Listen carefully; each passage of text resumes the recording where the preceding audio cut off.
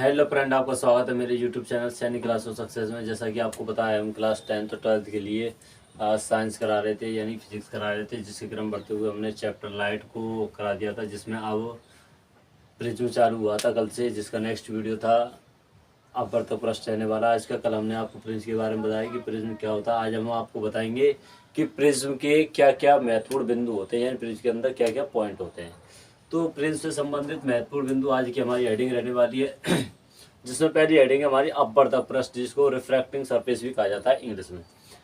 देखो लिखा हुआ है, प्रिज्म के जिन समतल पृष्ठों से प्रकाश का अपवर्तन होता है वे अपवर्तक पृष्ठ कहलाते हैं। यानी प्रिज्म के वे पृष्ठ जिनसे अपवर्तन होता हो वही क्या कहलाते हैं, अपवर्तक पृष्ठ कहलाते हैं। जैसे कि ये चित्र दिया हुआ है ए बी सी, जिसमें ए बी एक साइड है, सतह है, पृष्ठ है, ए सी एक पृष्ठ है। यानी कि देखो यहाँ से किरण आई, यहाँ से अपवर्तन हो गया, यानी कि इस लाइन से इस पृष्ठ से अपवर्तन हुआ तो ये अपवर्तक सतह हो गई।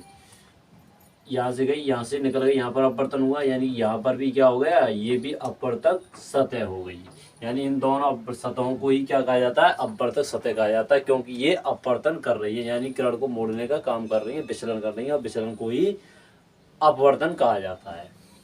इंग्लिश मीडियम वाले बच्चे देख लीजिए, दिख रहा है रिफ्रैक्टिंग सरफेस, यानी what is the meaning of refracting surface, या फिर we can say that what is the definition becomes of a refracting surface.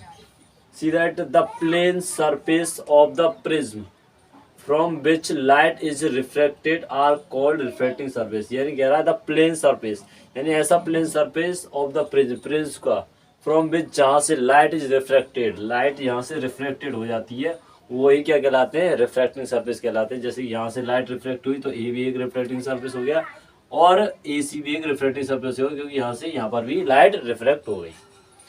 अब सेकंड हेडिंग होती है हमारा, इसका दूसरा बिंदु आता है प्रिज्म कोण, यानी कि प्रिज्म एंगल। तो देखिए लिखा हुआ है, प्रिज्म के अपवर्तक पृष्ठों के बीच बने कोण को ही प्रिज्म कोण कहलाता है। अब बताइए, मैंने आपको भी बताया था अपवर्तक पृष्ठ ए बी और ए सी हो गया, जिनसे अपवर्तन हो रहा था, यानी इनके बीच में बना हुआ यही कोण क्या कहलाता है, प्रिज्म कोण कहलाता है। ठीक है ना। इसी के आधार पर पता चलता है प्रिज्म छोटा रहेगा बड़ा रहेगा, इस कोण का मान बढ़ाते जाएंगे तो प्रिज्म का कोण प्रिज्म बढ़ता जाएगा, घटाते जाएंगे तो प्रिज्म का मान भी घटता जाएगा, क्षेत्रफल भी घटता जाएगा। कह रहा है प्रिज्म कोण को अपवर्तक कोण भी कहा जाता है। प्रिज्म के कोण को अपवर्तक कोण क्यों कहा जाता है, क्योंकि प्रिज्म कोण से ही वे दोनों पृष्ठ निकलते हैं जो अपवर्तन करते हैं, यानी अपवर्तक कहलाते हैं। तो प्रिज्म का जो कोण होता है उसको अपवर्तक कोण भी कहते हैं, क्योंकि यही कोण अपवर्तन का कार्य करता है। कह रहा है आदर्श प्रिज्म का कोण 60 डिग्री होता है, यानी आइडियल जो प्रिज्म होता है उसका जो एंगल होता है 60 डिग्री होता है, यानी 60 डिग्री 60 पर क्या हो जाता है, आइडियल बन जाता है। जैसे ये 60 होगा तो ये भी 60, ये भी 60, तो क्या होगा, ये बिल्कुल एक सेम साइज का सेम शेप का बनेगा, इक्विलेटरल जिसे हम कह सकते हैं, इक्विलेटर ट्रायंगल के टाइप का बनेगा।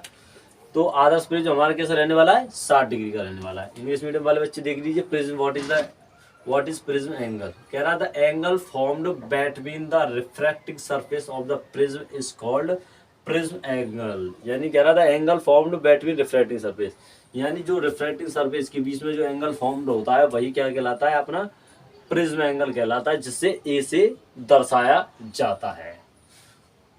इस कंटेंट से संबंधित आपको कोई भी समस्या हो तो आप कमेंट बॉक्स में कमेंट कर सकते हैं। कल का आपका टॉपिक रहने वाला है कि प्रिज्म का आधार, अपवर्तन कोण, मुख्य परिच्छेद, विचलन कोण, अल्पतम विचलन कोण, डेल्टा एम जिसे बोलते हैं हम। बाकी सारे पॉइंट कराए जाएंगे, इसमें काफी सारे पॉइंट है, आज केवल 2 पॉइंट कराए जा रहे हैं। नेक्स्ट वीडियो में हम आपको बाकी के पॉइंट कराएंगे। तो मिलते हैं नेक्स्ट वीडियो में, तब तक के लिए जय हिंद, जय भारत।